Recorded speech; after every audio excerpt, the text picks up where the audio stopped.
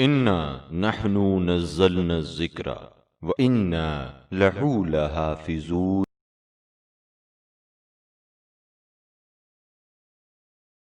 اشرح لي صدري ويسر لي أمري واحلل عقدة من لساني يفقهوا قولي۔ السلام علیکم ورحمۃ اللہ وبرکاتہ۔ معجزات معصومین علیہ السلام کے سیگمنٹ میں آپ کو خوش آمدید۔ آج جس ہستی کے معجزے کا ذکر ہوگا وہ ہستی جو کہ بی بی زہرا سلام اللہ علیہ کے دل کا سکون، شہزادی کی آنکھوں کی ٹھنڈک اور شہزادی زہرا کے دل کا ثمر ہیں۔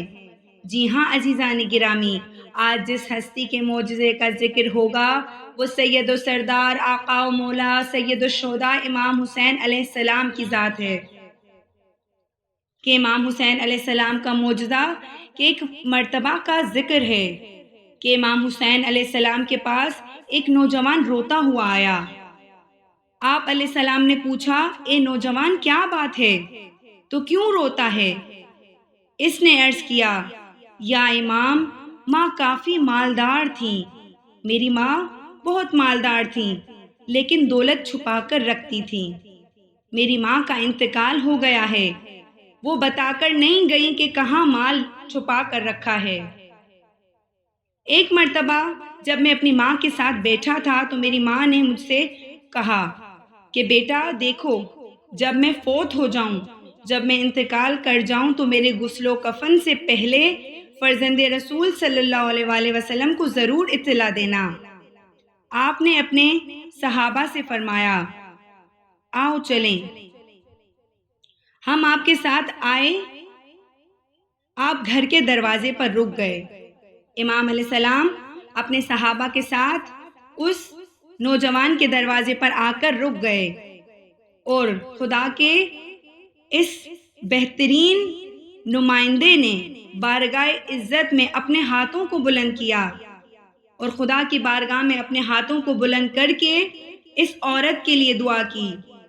جیسے ہی میرے مولا آقا و سردار امام حسین علیہ السلام دعا کر رہے تھے، جیسے ہی امام کی دعا ختم ہوئی وہ عورت زندہ ہو گئی۔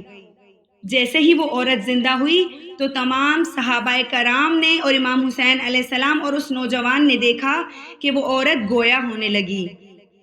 جیسے ہی وہ عورت گویا ہونے لگی تو اس نے کہا، یا امام آپ باہر کیوں کھڑے ہیں؟ مولا آپ اندر تشریف لے آئیں۔ تو امام حسین علیہ السلام نے ارشاد فرمایا کہ اے خاتون، میں یہاں اکیلا نہیں آیا ہوں، میرے ساتھ تمام صحابہ کرام بھی موجود ہیں۔ اب اس خاتون نے کہا کہ مولا آپ تمام لوگوں کو ساتھ لے کر اندر آ جائیں۔ اس عورت نے عرض کی کہ یا مولا، یا آقا، قبلہ کوئی حکم ہے تو فرمائیے۔ ابھی تک ملک الموت میری روح کو لے کر اپنی جگہ تک نہیں پہنچا تھا کہ واپس آیا اور مجھے کہنے لگا، جا تجھے خدا کے محبوب نبی کے نواسے نے بلایا ہے۔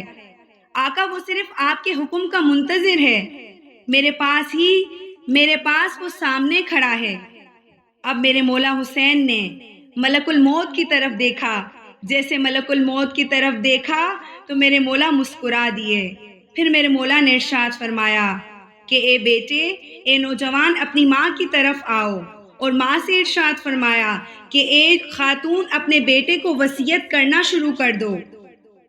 اب وہ ماں بتاتی ہے کہ میرا مال کہاں کہاں رکھا ہے۔ اس نے عرض کیا، یا امام میرا مال اتنا ہے، فلاں فلاں جگہ رکھا ہے، میرے مال کے 3 حصے کیجیے گا۔ جب آپ مال کے 3 حصے کر لیں تو ایک حصہ آپ کا ہوگا، خواہ آپ کی مرضی ہے، آپ اپنی ضروریات پر صرف کریں یا اپنے موالیوں اور محبوں میں تقسیم کر دیں۔ یا امام، اور 2 حصے میرے بیٹے کے ہوں گے، بشرط یہ کہ آپ کا محب ہو۔ اگر یہ آپ کا محب نہ ہوا تو میرا تمام مال اس پر حرام ہوگا۔ یا مولا مجھ پر جنازہ خود پڑھائیے گا اور تدفین تک یہ تکلیف فرمائیے گا۔ اب یہ عورت تمام وصیتیں جب کر چکی تو دوبارہ اپنی چارپائی کی طرف آئی اور بیٹھ گئی۔ جیسے ہی بیٹھی اور لیٹی تو اپنی آنکھوں کو بند کرنے سے پہلے اس نے سید و سردار آقا و مولا خدا کے اس بہترین امام کو جب سلام کیا ہے تو کس طرح سے سلام کیا؟ السلام علیک یا ابا عبداللہ، السلام علیک یا ابن رسول اللہ صلی اللہ علیہ وآلہ وسلم۔ خدا سے دعا کرتے ہیں کہ پروردگار عالم ہماری توفیقات میں اضافہ فرما، ہمارے علم میں اضافہ فرما۔ اگلی کہانی تک کے لیے مجھے اجازت دیجیے، انشاءاللہ اگلے معجزے کے ساتھ ملاقات ہوگی۔ والسلام علیکم ورحمۃ اللہ وبرکاتہ۔ سبسکرائب کیجئے ذکر ٹی وی اور اس علم کے سفر میں ہمارے قدم کے ساتھ قدم ملائیے۔